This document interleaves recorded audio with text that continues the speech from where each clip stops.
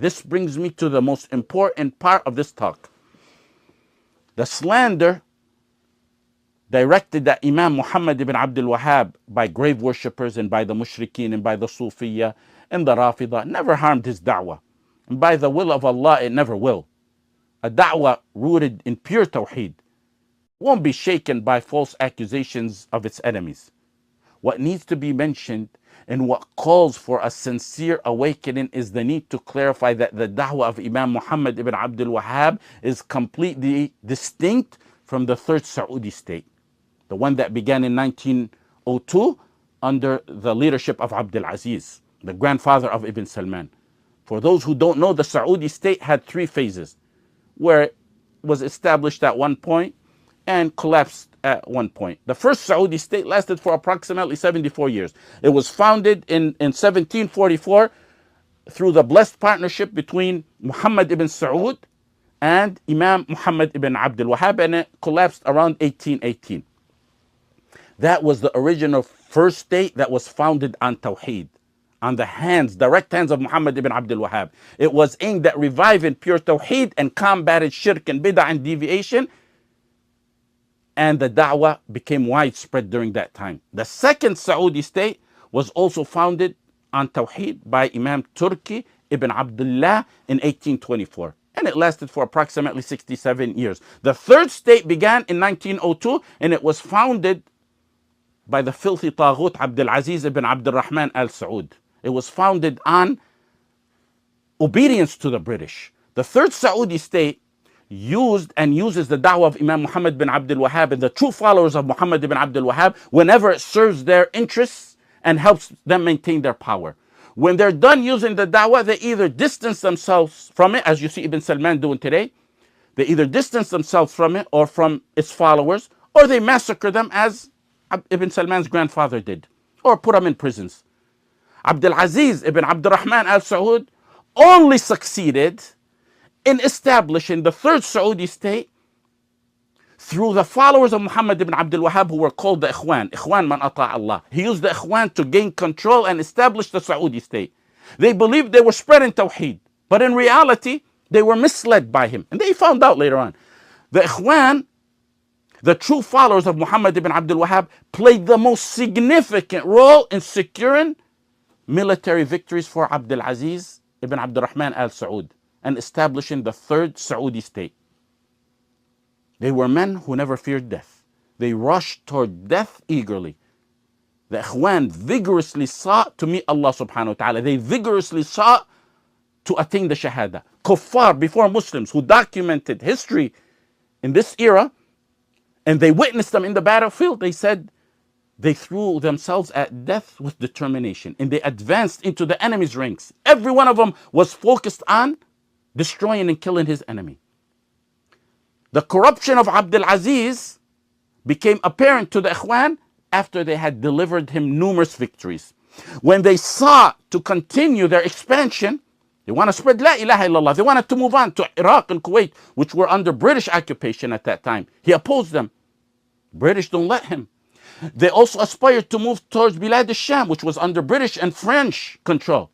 They wanted to reclaim the keys of Bayt al-Maqdis. Their ultimate goal was to spread pure Tawheed across every inch of this earth and rule this globe by La ilaha illallah as it should be ruled. But Abdul Aziz's goal was to recline to the orders of the British. Abdul Aziz finally got the kingdom and throne that he wanted. And he got it on the blood and sacrifices of the Ikhwan. When Abdul Aziz at last secured the kingdom he had long pursued, built on the blood and sacrifices of the Ikhwan, and the Ikhwan finally realized he was not the leader they believed him to be, he turned against them and he massacred them, consistent with his betrayal. It was only with the British warplanes and their weapons and their intelligence, which actively supported him, that he was able to defeat the Ikhwan. The leaders of the Ikhwan, like Faisal al-Dwaish and Sultan al-Utaybi, and others were imprisoned or killed or tortured. Look at how Ibn Salman, without hesitation, openly underestimates the da'wah of Imam Muhammad ibn Abdul Wahhab. His interviews, his actions, his statements, his decisions all reflect a clear departure from that da'wah. In one of his interviews, he openly sought to diminish the legacy of Muhammad ibn Abdul Wahhab by saying Ibn Abdul Wahhab is not Saudi Arabia. The filthy taghut, that filthy taghut, doesn't know, were it not for Imam Muhammad ibn Abdul Wahhab, by the will of Allah, of course, there would have not been a first or a second Saudi state. As for the third Saudi state that Ibn Salman is now enjoying, it exists only because his grandfather is a traitor who misled the Ikhwan. He used them to attain the victories and he massacred them.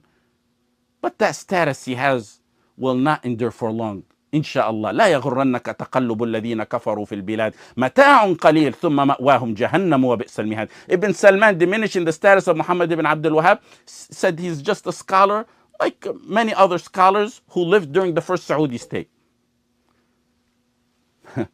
Ibn Salman has knowledge to classify and pass judgment on the prostitutes who he brings to desecrate Bilad al-Haramain. But neither he nor the ulama who flatter and polish his image have any right to judge the legacy and status of a man like Muhammad ibn Abdul Wahhab. Imam Muhammad ibn Abdul Wahhab's da'wah shaped generations and laid the foundation for two states to be established on Tawheed.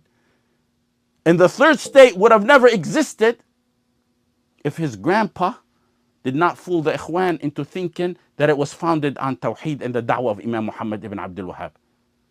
Muhammad ibn Abdul Wahhab was not an ordinary scholar. He was a scholar and he was an imam and he is a mujaddid, insha'Allah. He stands far above the ranks of all the compromised shuyukh who continue to polish Ibn Salman, no matter how white or black their beards are, no matter how many times they read or taught al-usul al-thalatha, or how many times they memorized it. Teaching and memorizing the nawaqid of Islam and al-usul al-thalatha and kitab al-tawheed without acting upon them is like a donkey carrying books, bearing knowledge without understanding or benefiting from it. When these ulama polish and praise and promote Ibn Salman, or the little clowns that do that, it's not just that they don't understand the true message of Muhammad ibn Abdul Wahhab about Tawheed. It's also a reflection of their own moral decay. Ibn Salman isn't committing private sins behind closed doors or doing the live 30-minute stuff one of their heads was teaching them to be silent about. Ibn Salman is far worse than that. He openly introduces and promotes and safeguards unprecedented levels of fusuq and fujur and tabarruj, all at the very heart of our sacred holy lands and in public view. Ibn Salman is truly a reviver, as they call him. No doubt about that. He's a reviver of tarfih, of fusuq, of fujur, of filth. So when their shuyukh or their clowns extol Ibn Salman, it's not only a sign of their ignorance in the true manhaj of Ibn Muhammad bin Abdul Wahhab, but it's also an indication of their deeply flawed character. It reminds me of what's attributed to Uthman ibn Affan radiallahu an about the outward words exposing the true state of the heart. He said, ما أسر أحد سريرة إلا أظهرها الله عز وجل على صفحات وجهه وفلتات لسانه. No one conceals a secret in their heart except that Allah subhanahu wa ta'ala reveals it in the expressions of their faces, in the slips of their tongue. Allah subhanahu wa ta'ala is exposing their hidden filth when they polish a filthy reviver of fusuq in the most sacred lands. And that's aside from the more serious matters and nullifiers of Islam. Matters that even their greatest shuyukh need some schooling on.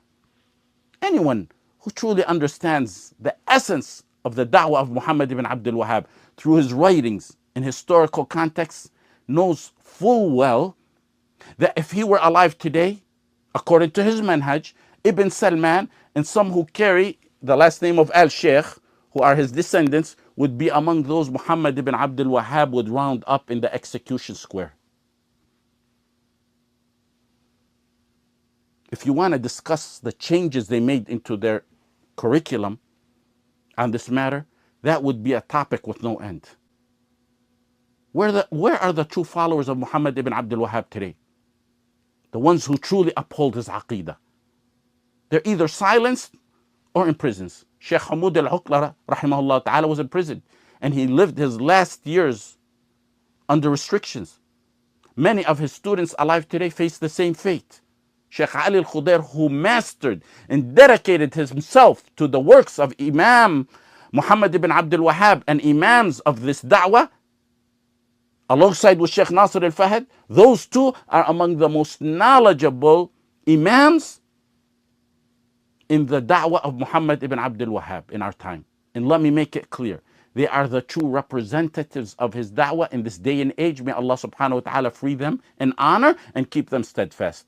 When Shaykh Nasir al-Fahd challenged the authorities to a debate, he declared that he will not use but statements from the ulama of the da'wah of Muhammad ibn Abdul Wahhab.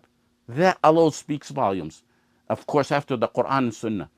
And it's not just that, but where is Shaykh Ahmad al-Khalidi and Walid al-Sinani and others who are silenced and in prisons? Many of them are not widely known to the public. When I was a teenager, I was obsessed with reading about the history of the Saudi states, especially the most recent one, and especially about what happened between Abdul Aziz and the Ikhwan.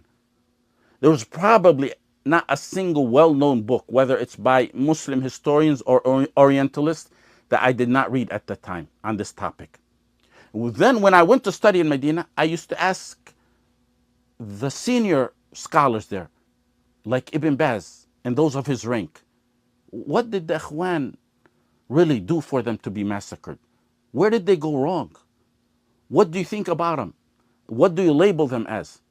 That's another topic to be addressed at another time, inshallah. This was only supposed to be a 10-minute talk, but we went way beyond that. Wa sallallahu ala Sayyidina Muhammad wa ala alihi wa sahbihi.